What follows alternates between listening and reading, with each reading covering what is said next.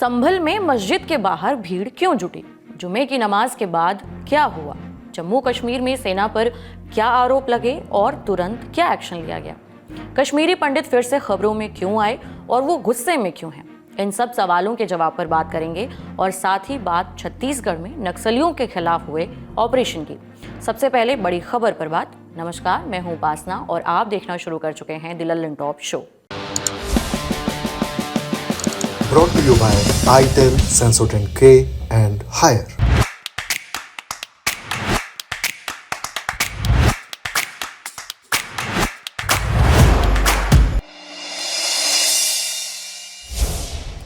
काशी मथुरा के बाद अब उत्तर प्रदेश का संभल सुर्खियों में है। संभल मुरादाबाद के पास पड़ता है और यहाँ की शाही जामा मस्जिद को लेकर पिछले कुछ दिनों से अलग अलग दावे किए जा रहे हैं।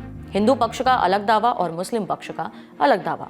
मुस्लिम समुदाय के पक्षकारों का कहना है कि बाबर के शासनकाल के दौरान 1529 के आसपास ये मस्जिद बनवाई गई थी। हिंदू पक्षकारों का कहना है कि यहाँ मस्जिद तो बनी थी, लेकिन एक मंदिर को तोड़कर। इनका दावा है कि यहाँ पहले श्री हरिहर मंदिर हुआ करता था, जिसे बाबर ने तोड़वाकर मस्जिद बनवाई थी। बात कोर्ट तक गई, सर्वे का आदेश जारी हुआ और इस आदेश के बाद 22 नवंबर को पहली जुमे की नमाज आई। सुबह से ही मस्जिद के पास भारी भीड़ इकट्ठा होने लगी, जिसे सामान्य से ज्यादा बताया गया। 21 नवंबर को सोशल मीडिया पर एक पोस्ट किया गया था। ज्यादा से ज्यादा लोगों को जुमे की नमाज में शामिल होने की अपील की गई थी। पोस्ट के बाद पुलिस प्रशासन हाई अलर्ट पर था। जुमे की नमाज से पहले जिले के डीएम और एसपी ने आरआरएफ और पीएसी के जवानों के साथ संवेदनशील इलाकों में पैदल मार्च किया। सोशल मीडिया पर भड़काऊ पोस्ट करने वाले 2 लोगों के खिलाफ कार्रवाई भी की गई। शहर में जगह जगह सीसीटीवी लगाए गए, ड्रोन कैमरे से भी निगरानी की गई। मस्जिद जाने के लिए 3 रास्ते हैं, जिन पर 2 रास्तों को बल्ली और बैरियर लगाकर बंद कर दिया गया। फिर भी पुलिस और प्रशासन को यह संभावना लग रही थी कि मस्जिद पर शुरू हुए विवाद के चलते इस जुमे पर भारी भीड़ जुट सकती है। लिहाजा मस्जिद के आसपास सुरक्षा बलों की भी भारी तैनाती की गई। पुलिस फोर्स के साथ पीएसी को भी लगाया गया। व्यवस्थाएं कैसी रहीं, बता रहे हैं संभल के डीएम डॉक्टर राजेंद्र पेंसिया और एसपी कृष्ण कुमार। संवेदनशीलता के मद्देनजर, क्योंकि कल जुमे की नमाज है, तो उसी के अंतर्गत पूरी पुलिस फोर्स के द्वारा और उसके अतिरिक्त हमारी पीएसी के द्वारा, आरआरएफ के द्वारा फ्लैग मार्च किया गया है, जिसके द्वारा ये संदेश दिया गया है कि किसी भी प्रकार की कोई भी न्यूसेंस बर्दाश्त नहीं की जाएगी और कोई करेगा तो उसे उसके परिणाम भुगतने होंगे। हमने कुछ लोगों को पाबंद भी किया है। 2 लोग सोशल मीडिया वाले थे, उनको भी पाबंद किया है और यदि भविष्य में किसी प्रकार की कोई घटना होती है तो अन्य वैधानिक जो भी कार्रवाइयां हैं बीएनएसएस के तहत करेंगे। जनपद संभल में जामा मस्जिद पर कुछ दिन पूर्व सर्वे हुआ था कोर्ट के आदेश के अनुसार। उसके बाद में थोड़ी सी कशीदगी बढ़ गई है। उसी कशीदगी को ध्यान में रखते हुए करीबन 3 दर्जन लोगों का 107-16 जो कि 126-135 बीएनएस की कार्रवाई है वो भी की गई है, जिनको भारी मुचलके से पाबंद करवाया गया है। उसके साथ साथ फुट पेट्रोलिंग, जिसमें पीएसी, आरएएफ और जनपद के विभिन्न थानों की पुलिस के माध्यम से फुट पेट्रोलिंग की गई है और सभी लोगों को एक सुरक्षित माहौल का एहसास कराया गया है। उसके साथ साथ विभिन्न स्टेक होल्डर्स हैं, उनके साथ मीटिंग्स भी की गई हैं और उन सबसे आग्रह किया गया है कि अपनी अपनी जो जुमे की नमाज है वो अपनी क्षेत्र की मस्जिदों में ही पढ़ें। उसके साथ साथ जामा मस्जिद की जो मोहल्ला कमेटी है उनके साथ भी मीटिंग की गई है। उनके द्वारा भी इसमें ऐलान किया गया और बताया गया है कि सभी लोग अपने अपने थाना क्षेत्र की जो मस्जिद है उन्हीं में नमाज को पढ़ें। संभल में 22 तारीख की सुबह से लेकर नमाज के बाद तक कैसा माहौल रहा, बता रहे हैं इंडिया टुडे से जुड़े रिपोर्टर अभिनव माथुर। उत्तर प्रदेश के संभल में स्थित जामा मस्जिद और मंदिर को लेकर शुरू हुए विवाद के बाद आज शुक्रवार को संभल की शाही जामा मस्जिद के अंदर नमाजियों ने भारी संख्या में नमाज अदा की। शुक्रवार की नमाज को लेकर बीते दिन से ही संभल जनपद का पुलिस प्रशासन हाई अलर्ट मोड पे था और बीती शाम से ही संभल जिले के पुलिस प्रशासनिक अधिकारी संभल के अलग अलग संवेदनशील और मुस्लिम बाहुल्य इलाकों में पैदल मार्च कर रहे थे, जहां देर रात तक संभल के पुलिस प्रशासन ने शुक्रवार की नमाज को लेकर डीपली प्लानिंग की और इसी का नतीजा है कि शुक्रवार यानी आज शुक्रवार की नमाज संभल की जामा मस्जिद में शांतिपूर्ण तरीके से संपन्न हुई है। सुबह से ही संभल जिले के अलग अलग थाना क्षेत्रों की पुलिस संभल में तैनात थी। संभल के अलग अलग इलाकों में पुलिस की ड्यूटी लगाई गई थी, जबकि संभल की जामा मस्जिद के आसपास के इलाके को पूरी तरह से छावनी में तब्दील कर दिया गया था। संभल में इस वक्त आरआरएफ, पीएसी और स्थानीय पुलिस के जवान तैनात थे, जबकि कई जिलों के पुलिस अधिकारी संभल में तैनात रहकर स्थिति पर नजर बनाए हुए थे। हालांकि जिस तरीके से संभल की संवेदनशीलता को देखते हुए संभल के पुलिस प्रशासन ने शुक्रवार की नमाज को लेकर तैयारी की थी, वो तैयारियां शुक्रवार को शांतिपूर्ण नमाज संपन्न होने के बाद कहीं ना कहीं सफल दिखाई दी हैं। हालांकि संभल की संवेदनशीलता को देखते हुए संभल जनपद के पुलिस प्रशासन ने सोशल मीडिया पर भी पैनी नज़र रखी थी और 2 लोगों के खिलाफ कार्रवाई भी भड़काऊ पोस्ट करने को लेकर की गई थी। लेकिन शुक्रवार को दोपहर 1:30 बजे संभल की जामा मस्जिद में शुरू हुई नमाज शांतिपूर्ण तरीके से 2 बजे संपन्न होने के बाद संभल के पुलिस प्रशासन ने भी राहत की सांस ली है। हालांकि यह विवाद अभी थमा नहीं है, क्योंकि मंगलवार को संभल जनपद की सिविल जज सीनियर डिवीज़न की कोर्ट में यह विवाद दायर होने के बाद जिस तरीके से ये नया विवाद शुरू हुआ है, तो ये अभी कहीं ना कहीं प्राइमरी स्टेज में है। और यही वजह है कि मंगलवार को ही संभल की शाही जामा मस्जिद का सर्वे करने के लिए एडवोकेट कमिश्नर की टीम वहां पहुंची थी। लेकिन अब ऐसे में देखना यह होगा कि 29 नवंबर को पड़ने वाली डेट में आखिर क्या होगा। इस पूरे विवाद पर पॉलिटिकल रिएक्शन भी आने लगे हैं। बसपा सुप्रीमो मायावती ने एक्स पर लिखा, यूपी के संभल जिले की शाही जामा मस्जिद को लेकर अचानक विवाद, सुनवाई और फिर उसके फौरन ही बाद आपाधापी में सर्वे की खबरें राष्ट्रीय चर्चा और मीडिया की सुर्खियों में हैं। किंतु इस प्रकार से सद्भाव और माहौल को बिगाड़ने का संज्ञान सरकार तथा माननीय सुप्रीम कोर्ट को जरूर लेना चाहिए। मायावती के अलावा भी इस पूरे मसले पर राजनीतिक प्रतिक्रियाएं आई, एक एक करके सुनते हैं। ये जामा मस्जिद संभल की ऐतिहासिक जामा मस्जिद है और ये कोई अब की नहीं है, ये कई सौ साल पुरानी मस्जिद है। और जो कोर्ट का माननीय सर्वोच्च न्यायालय का आदेश है, जो वर्शिप एक्ट के तहत 1991 के अंदर ये आदेश दिया गया था कि जो भी धार्मिक स्थल चाहे 1947 से जिस जगह भी है इससे वो अपनी जगह पे कायम रहेंगे, उनके अंदर कोई किसी प्रकार की छेड़खानी या कोई विवाद नहीं उत्पन्न होगा। लेकिन उसके बावजूद भी कुछ लोग इस प्रदेश और देश में ऐसे हैं जो देश का माहौल ख़राब करना चाहते हैं और हम उनके ख़िलाफ़ हैं। हम नहीं चाहते कि इस देश का कोई माहौल ख़राब है, हम चाहते हैं कि सब लोग मिल कर के रहें और देश की तरक्की के लिए आगे कदम उठाएं। लेकिन जो बाहर के लोगों ने आकर के यहाँ पर आप एक रिट दायर करी और उसमें सर्वे का वो किया, अब न्यायालय ने आदेश भी दिया, लेकिन इसके बावजूद हमें आपत्ति इस बात की थी कि कोर्ट ने 7 दिन का वो दिया था, जबकि दूसरे उसको हमें नोटिस दे करके हमसे जवाब नहीं मांगा गया कमेटी से। जबकि कमेटी से जवाब मांगते उसके बाद आदेश देते तो सही था। और ये हमारा ये भी अधिकार है कि कोर्ट के आदेश से हम लोग संतुष्ट हैं या हम कोर्ट के आदेश के विरोध में हैं। कोर्ट के आदेश से हम संतुष्ट नहीं होते तो इस वजह से हम हायर कोर्ट के अंदर हमें जाने का हमारा अधिकार है। और खैर, लेकिन इसके बावजूद भी विद इन 7 डेज का आदेश था कि रिपोर्ट देनी थी कमीशन को, लेकिन एकदम से इतनी तेजी के साथ कोई अर्जेंट और इमरजेंसी नहीं थी, उसके बावजूद भी कमीशन आया और डीएम, एसपी और इनके पुलिस प्रशासन के साथ में आया। लेकिन यहाँ के मुसलमानों ने और सब लोगों ने मिलकर कर, जनप्रतिनिधि हो, मुसलमान हो, सब ने मिलकर करके ये चीज़ साबित की कि हमें कोर्ट के मामले में हम कोई विरोध नहीं कर रहे और हम माहौल संभल का बहुत अच्छा रखना चाहते हैं। और इस वजह से मस्जिद हज़ारों लाखों की तादाद में यहाँ पर जैसे जैसे पता चला मुसलमान इकट्ठे होना चाहते थे, लेकिन फिर भी लोगों की गुजारिश पे यहाँ पे लोग नहीं आने दिया गया और उनको जो कमीशन का आया था उनको सुकून के साथ में सिर्फ कमेटी के लोग अंदर रहे और उन्होंने अपनी रिपोर्ट बना, सारा सर्वे A to Z उनको जिस तरह से चाहते थे पूरा सर्वे करा दिया गया है। और ये मैं फिर से कह रहा हूँ, ये अल्लाह का घर है, मस्जिद है और इसमें मैं चाहूँगा कि सरकारों को ये संज्ञान लेना चाहिए, चाहे प्रदेश की सरकार है या देश की सरकार है। ये देश संविधान से चलेगा, कानून से चलेगा, किसी के मन मर्जी से देश नहीं चलने वाला। जो एक्ट सर्वोच्च न्यायालय ने 1991 में जो आदेश दिया था उसके तहत किसी भी धार्मिक स्थल के ऊपर कोई आपत्ति छिड़कानी नहीं होनी चाहिए, कोई रिट दायर नहीं करनी चाहिए।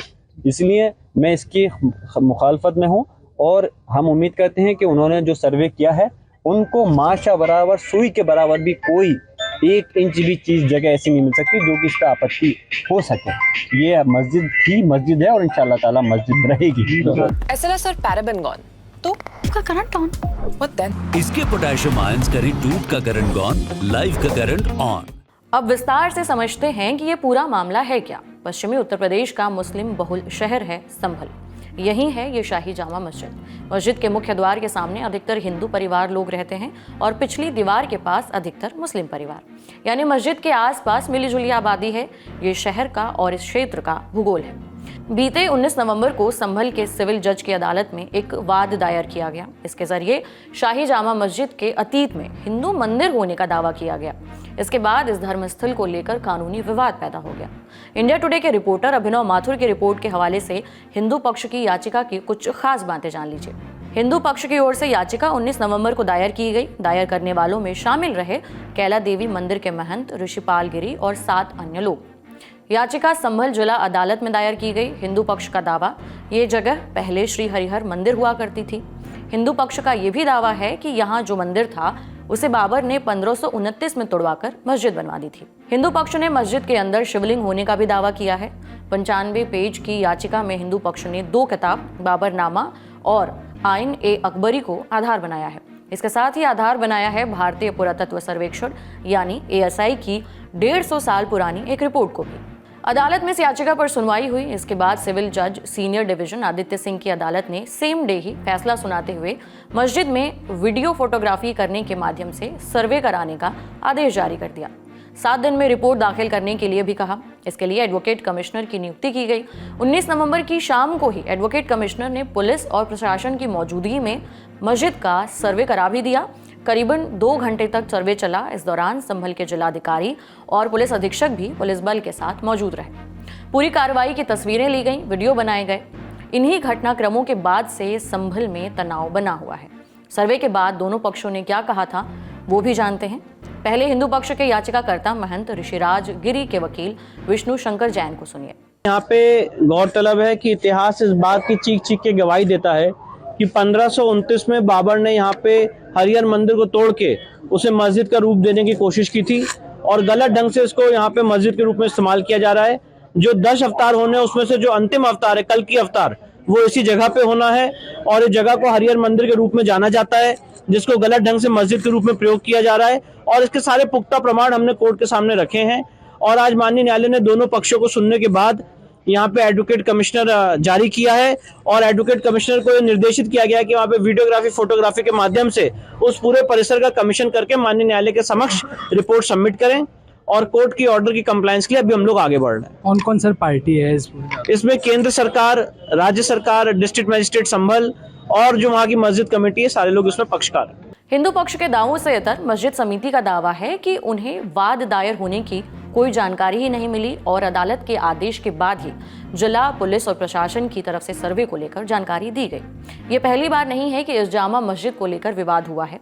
हिंदू संगठन इसके मंदिर होने का दावा पहले भी करते रहे हैं। BBC की एक रिपोर्ट के मुताबिक शिवरात्रि के दौरान यहाँ पास में बने कुएं के पास पूजा के प्रयास भी पहले किए जाते रहे हैं। शाही जामा मस्जिद कमेटी के अध्यक्ष जफर अली का कहना है कि हिंदू पक्ष की बातें बेबुनियादी हैं और सत्ता की हनक में यह दावा किया जा रहा है।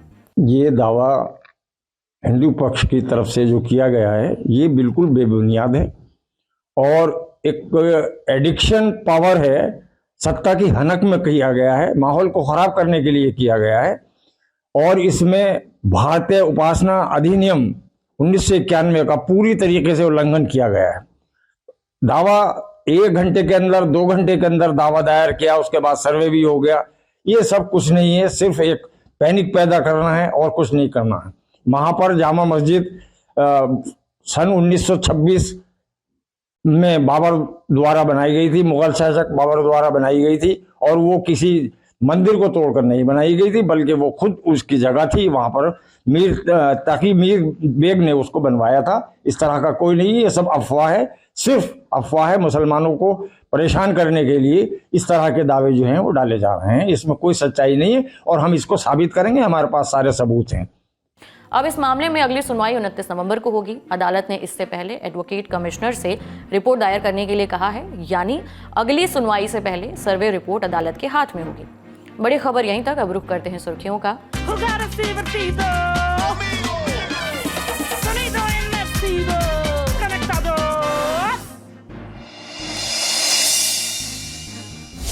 पहली सुर्खी छत्तीसगढ़ से। 22 नवंबर को सुकमा जिले में हुई मुठभेड़ में पुलिस ने 10 नक्सलियों को मार गिराया। मौके से सभी के शव और 3 ऑटोमेटिक हथियार बरामद किए गए हैं। पुलिस के मुताबिक इलाके में सर्च ऑपरेशन शाम तक जारी रहा। बस्तर के आईजी पुलिस सुंदरराज पी ने कहा, सुकमा जिले के कोंटा और किस्टाराम इलाके में माओवादियों के बारे में सूचना मिली। इसके बाद डिस्ट्रिक्ट रिजर्व गार्ड और सीआरपीएफ के जवानों की संयुक्त टीम रवाना हुई, जहां कोराजूगुड़ा, दंतेसपुरम, नागाराम और भंडार पदर गांव के जंगल पहाड़ी में माओवादियों के साथ मुठभेड़ हुई। मुठभेड़ में AK-47, इंसास और SLR समेत कई हथियार भी बरामद किए गए हैं।